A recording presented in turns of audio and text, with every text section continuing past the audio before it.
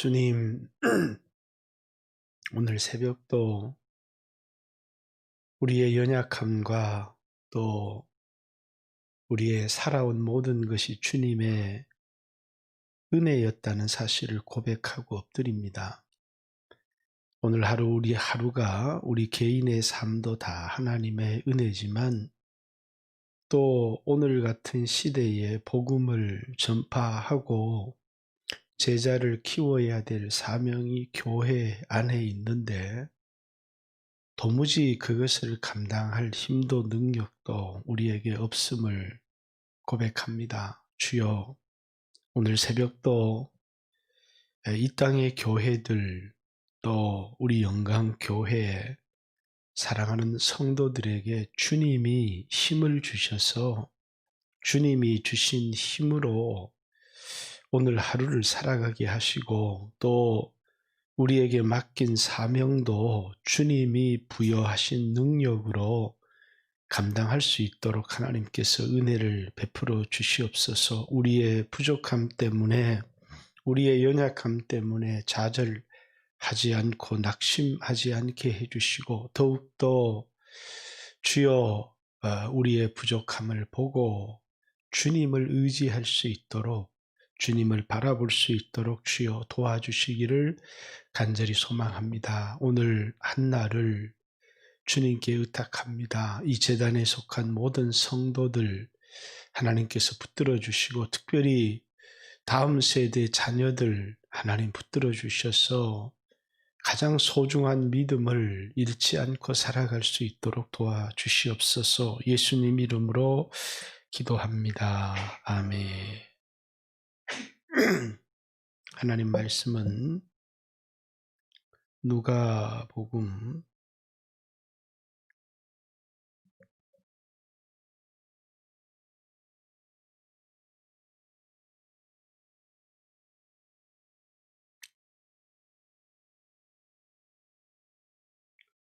9장입니까?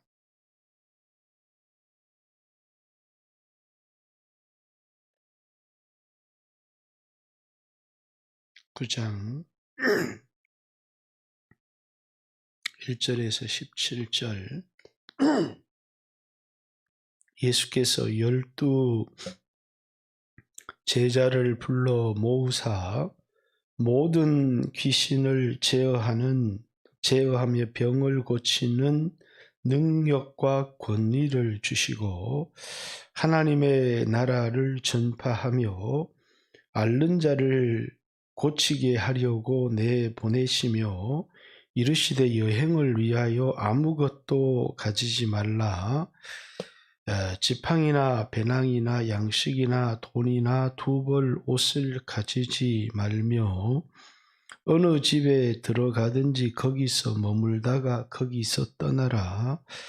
누구든지 너희를 영접하지 아니하거든 그 성에서 떠날 때에 너희 발에서 먼지를 떨어버려 그들에게 증거를 삼으라 하시니 제자들이 나가 각 마을에 두루 다니며 곳곳에 복음을 전하며 병을 고치더라. 분봉왕 헤롯이 이 모든 일을 듣고 심히 당황하니 이는 어떤 사람은 요한이 죽은 자 가운데서 살아났다고 하며 어떤 사람은 엘리야가 나타났다고 하며 어떤 사람은 옛 선지자 한 사람이 다시 살아났다고 함이라. 헤롯이 이르되 요한은 내가 목을 베었거늘 이제 이런 일이 들리니 이 사람이 누군가 하며 그를 보고자 하더라. 사도들이 돌아와 자기들이 행한 모든 것을 예수께 여쭈니 데리시고 따로 벳세다라는 고을로 떠나가셨으나 무리가 알고 따라왔거늘 날이 저물어 가매 12 사도가 나와 여짜오되 무리를 보내어 두루 마을과 촌으로 가서 유하며 먹을 것을 얻게 하소서. 우리가 있는 여기는 빈들이니이다. 예수께서 이르시되 너희가 먹을 것을 주라 하시니 여짜오되 우리에게 떡 5개와 물고기 2마리밖에 없으니 이 모든 사람을 위하여 먹을 것을 사지 아니하고서는 할 수 없사옵나이다 하니 이는 한 남자가 한 5,000명 되밀러라. 제자들에게 이르시되 때를 지어 한 50명씩 앉히라 하시니 제자들이 이렇게 하여 다 앉힌 후 예수께서 떡 5개와 물고기 2마리를 가지사 하늘을 우러러 축사하시고 떼어 제자들에게 주어 무리에게 나누어 주게 하시니 먹고 다 배불렀더라. 그 남은 조각을 12바구니에 거두니라. 아멘. 예. 누가복음 9장은 예수님께서 자신의 일을 대신할 제자들을 보내시면서 이제 그들에게 이제 권능을 주시고 또 귀신을 제어할 능력과 권위를 주어서 그들을 세상에 보내었다. 이렇게 그러면서 그들이 하나님 나라를 전파하며 또 병든 자를 고치게 하셨다. 또 이들이 이 일을 하면서 여행을 위하여 아무것도 가지지 말고 지팡이나 배낭이나 양식이나 돈이나 2벌의 옷도, 그러니까 이 일을 하면서 그들이 아무것도 가지지 않게 하셨다.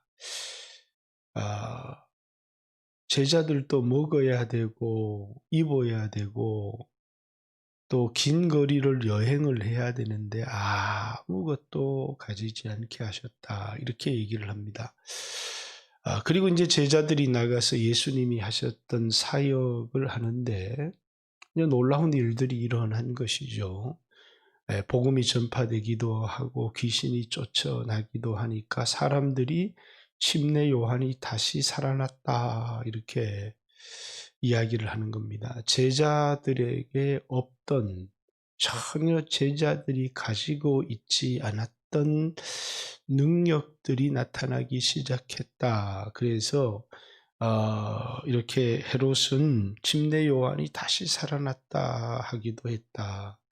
제자들이 와서 이제 그들이 된 일을 예수님께 보고하고, 그리고 이제 예수님께서 그 제자들을 데리고 벳세다라고 하는 빈들, 아마 제자들을 데리고 잠시 쉬기 위하여 가셨던 것 같습니다. 그런데 수없는 무리들이 그들에게 나왔고 또 예수님께서 그들에게 말씀을 전하시고 병든 자들은 고치셨다. 그런데 제자 중 하나가 저들을 각 촌과 마을로 보내어서 먹을 것을 사 먹게 하십시오.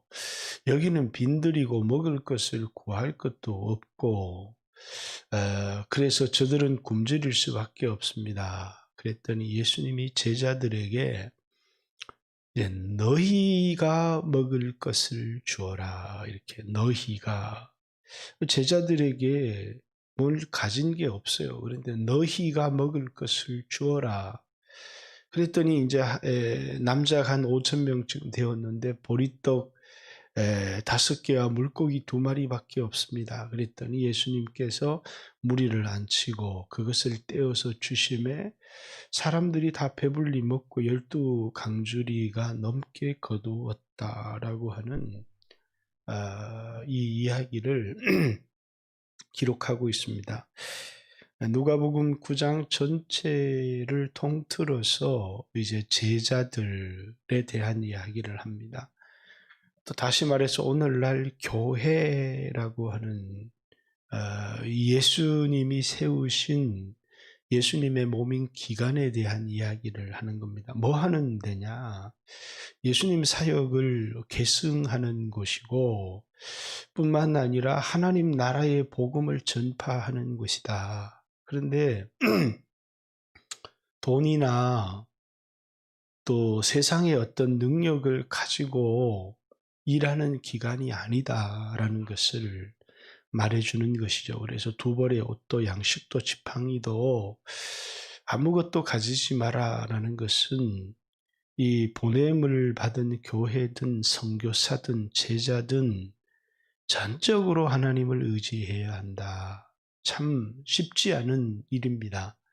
전적으로 하나님을 의지해야 된다. 그래서 그들이 나가서 복음을 전파하는데 놀라운 일들이, 어둠의 세력, 사단의 세력들이 떨어지고 꺾여지는 그런 역사들이 일어나고, 그것을 인하여 예수의 소문이 퍼지기 시작했다. 이게 복음이죠.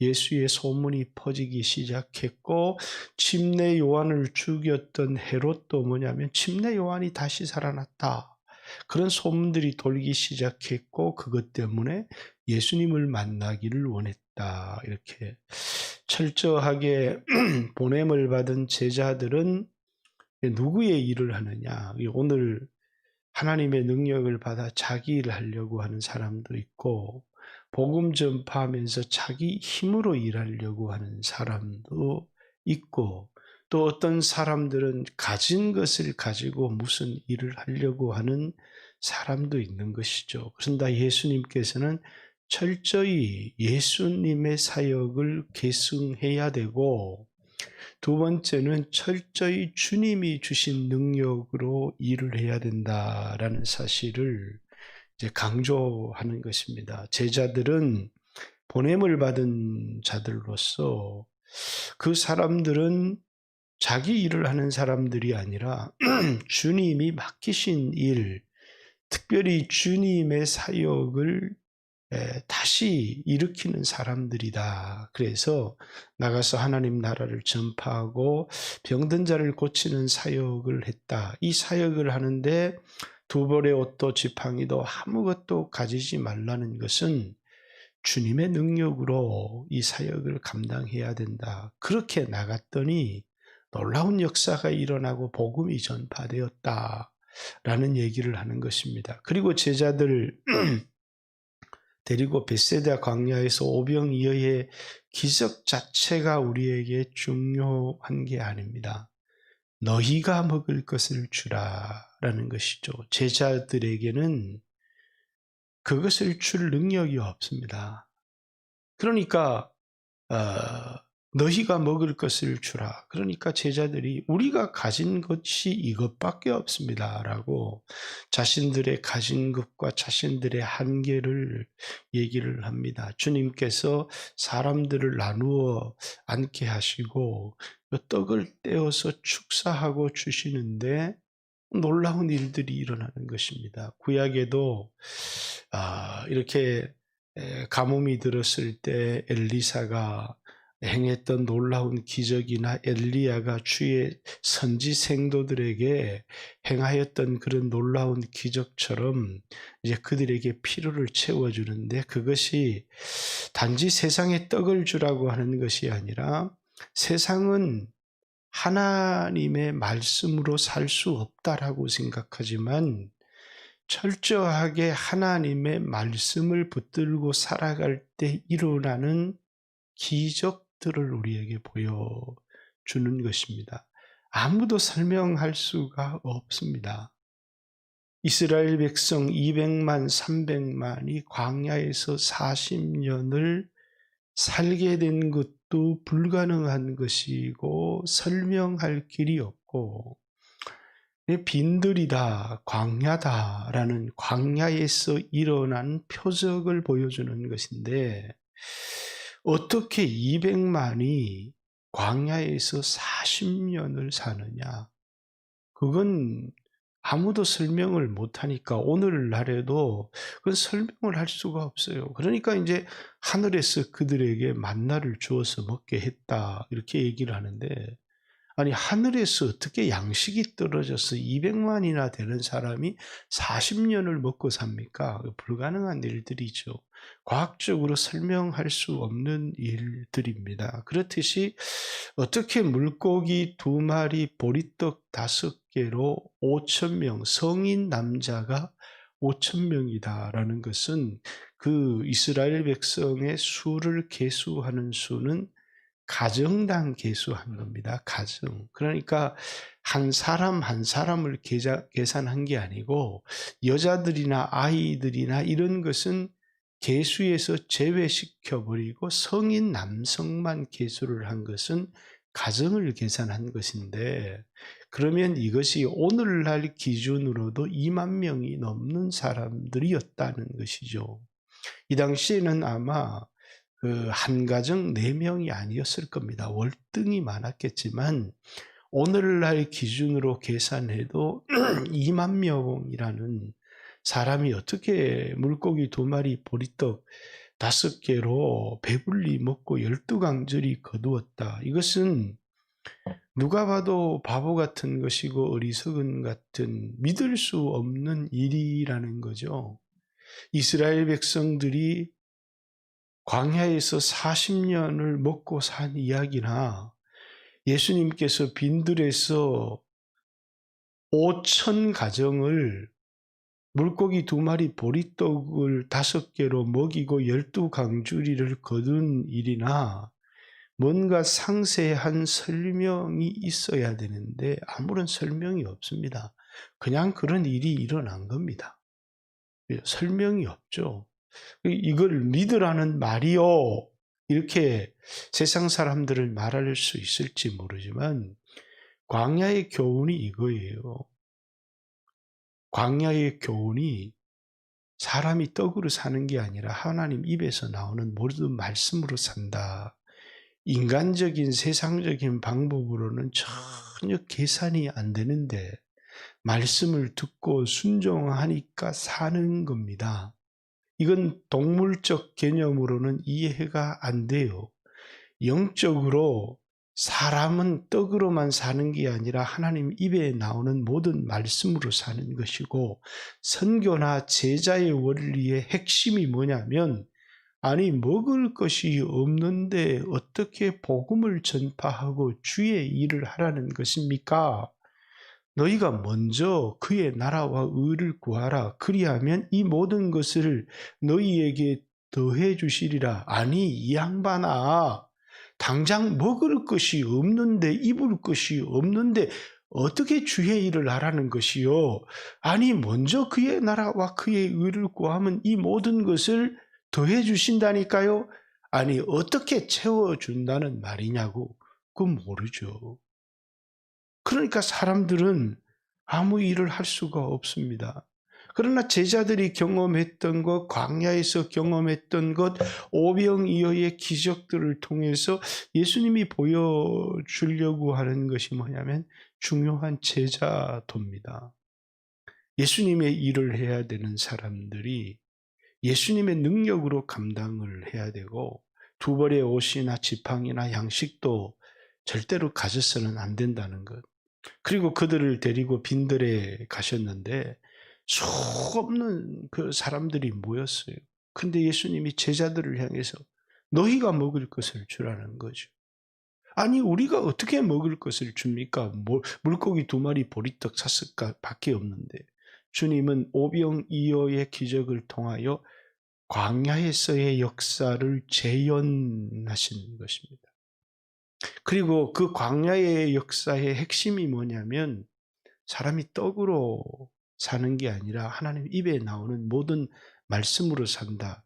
아니 이런 일이 어떻게 일어날 수 있다는 말이요. 자세히 어떻게 하셨는지 설명해 보시오. 자세한 설명 없습니다. 누가복음은 그냥 기록하고 있습니다. 오늘 여러분과 저에게 있었어도 마찬가지죠. 오늘 교회 일을 하는 사역자들에게 있어서도 마찬가지입니다. 이런 모험을 걸 때 무척이나 두렵고 무섭습니다. 아마 오늘 코로나 시대에 해외에 파송된 선교사들의 삶이어야 될지 모르고, 또 절망하고 끈이 떨어져 버린 그런 사람들일 수 있을지 모르겠습니다. 그들이 생각했던 끈은 파송한 교회요, 또 기도하는 성도였는지 모르지만 그들은 전적으로 하나님을 의지하고 사역해야 된다라는 것을 보여주고, 오늘 선교사뿐만 아니라 한국에 있는 교회 역시도 마찬가지라는 것을 보여줍니다. 셀리더 사역을 하든 목사의 사역을 하든 죽을 수 있습니다. 하나님 돕지 않으면, 하나님의 능력이 아니면 우리는 죽고 끝이 나는 겁니다.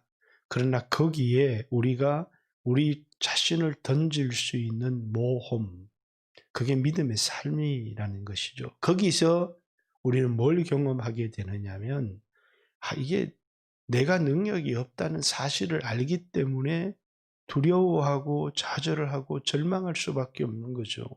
내가 능력이 있고 내가 실력이 있으면 두려워할 일도 없어요. 그러나 이건 내 힘으로 할 수 있는 일이 아니에요. 그런데 주님이 하라고 하시는 겁니다.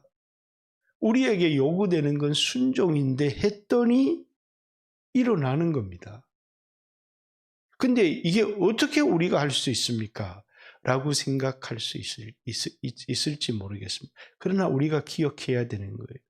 나에게 능력이 내 주머니에 넣어서 내가 필요할 때 얼마든지 쓸 수 있는 게 아니라, 우리에게는 전혀 주머니에 든 게 아무것도 없어요. 그러니까 불안한 겁니다. 근데 어떤 사람들은 주머니에 넣고 일을 합니다. 왜? 그 이제 자기의 능력으로 일하는 것 같죠. 그러나 하나님은 그렇게 우리에게 일을 시키지 않으세요. 가지고 일을 하지 못할 사람은 아무도 없어요. 단지 여러분과 저는 통로일 뿐이라는 사실을. 그렇기 때문에 절대로 교만할 수 없다는 사실. 주님을 의지해야 되고 주님의 뜻대로 해야 되고 주님이 시키신 일을 해야 통로가 되어질 수 있는 것인데, 내가 원하는 일을 내가 가진 능력으로 하려고 하면 그건 주님의 일과는 아무런 상관이 없는 것입니다. 제자도를 가르쳐 주시는 거죠. 주님이 시키신 일을 주님의 능력으로 하는데, 거기 필요한 것은 나에게 능력도 없지만 오직 내가 통로일 뿐이라는 사실을 기억하는 겁니다. 아니, 내가 뭐가 있어서 이 사람들에게 먹을 것을 줍니까? 근데 그냥 순종, 50명씩 100명씩 안치라고 안치고 예수님이 떼어주니까 그걸 받아서 나누어 주기 시작하는데, 자신들이 만들어 주는 게 아닙니다. 받아서, 말씀을 받아서 나누어 주기 시작하는데 놀라운 기적들이 일어나기 시작하는 겁니다. 오늘 우리 자신을 바라보면 자꾸 낙심이 되어집니다. 그리고 믿음이 없으면 자꾸 원망과 불평이 나올 수밖에 없습니다. 그러나 주님이 우리에게, 제자들에게 요구하시는 것은 오늘 누구의 일을 하고 있느냐라는 것이고, 누구의 능력으로 이것을 감당하느냐라는 것을 우리에게 보여주는 그런 사건입니다. 그래서 이 사건이 빈들에서 일어났다는 것, 광야 사건을 그대로 재현하는 것이고, 이 떡은 우리가 말하는 빵덩어리가 아닌, 너희가 광야에서 떡을 먹었는데 그건 하늘에서 내린 참떡, 예수님께서 내 몸이 하늘에서 내린 떡이다 라고 말씀하신 것처럼 우리의 영혼의 양식인 말씀을 이야기를 하는 것이고, 그렇게 살았더니 우리가 부자가 되었더라 라는 얘기를 하는 것이 아닙니다. 아무도 핍절한 자가 없더라 라는 것을 얘기를 합니다. 세상 사람들은 주머니에 넣어놓은, 땅에 쌓아둔 돈을 의지합니다. 그러나 제자들은 그것을 가지고 있지 않아도 누구보다 자기 자신을 부요하다고 생각하며 살아갑니다. 왜냐하면 우리는 통로일 뿐이기 때문입니다. 우리가 가지고 있는 그 돈에는 한계가 없고 능력에는 한계가 없다. 단지 내가 믿음으로 순종하며 나가게 될 때, 특별히 하나님이 내가 하고 싶은 것이 아니라 하나님이 나를 통해서 하고자 하는 일들에 순종하며 살아가는 그 믿음의 삶을 오늘 여러분과 저는 살아갈 수 있는가를 깊이 생각하고, 오늘 여러분과 저도 육신의 떡이 있어야 일할 것 아닙니까? 라는 것이 아니라 먼저 그의 나라와 의를 구하는, 그리고 전적으로 주님을 의지하는 그런 제자의 길을 오늘 이 시대 가운데 살아낼 수 있도록 하나님 축복해 주세요. 주여 하신 후에 간절히 기도합니다. 같이 기도드리겠습니다. 주여